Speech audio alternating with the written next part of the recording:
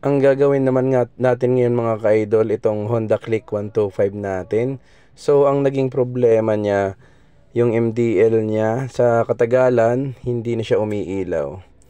Ito, masusubukan natin siya. Kahit anong switch ko, di siya umiilaw. Yan, itong MDL natin na to.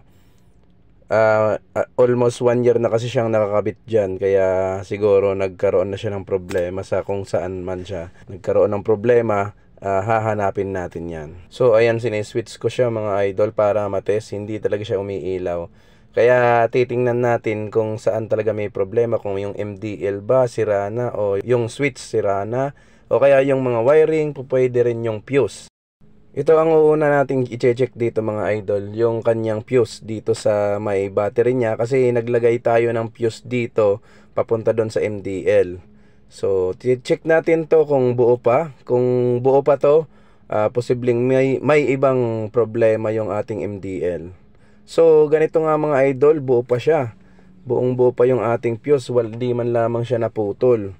Ibig sabihin mayroong ibang problema yung ating MDL. Sunod natin gagawin mga idol, kailangan na nating buksan itong nasa harapan ni Click. Dalawang screw lang yan mga idol, mabubuksan na natin to. Hindi mo na kailangan nasungkitin to mga idol, kasi magagasgas lang yan. Kailangan mo lang dito, itong harapan na to, iangat yung dulo-dulo, yung kabila ang gilid, iaangat mo lang siya, tapos itulak mo siya pa ibaba. Hindi mo na siya kailangan sundutin pa. Ayan, matatanggal mo agad siya.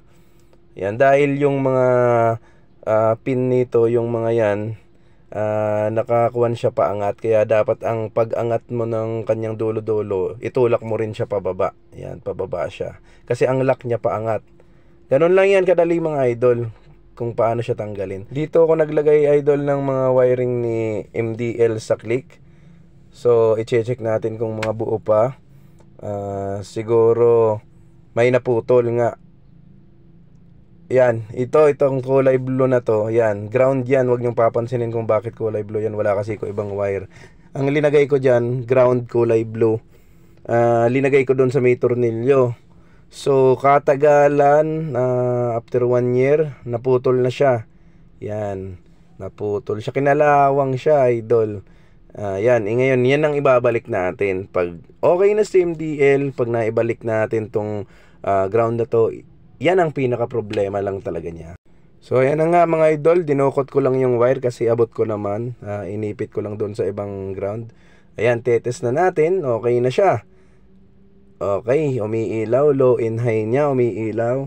Wala naman talagang problema sa MDL, sa fuse. So nagka-problema lang siya sa wiring, yung ground nagkalawang na sa katagalan doon sa may tornilyo niya.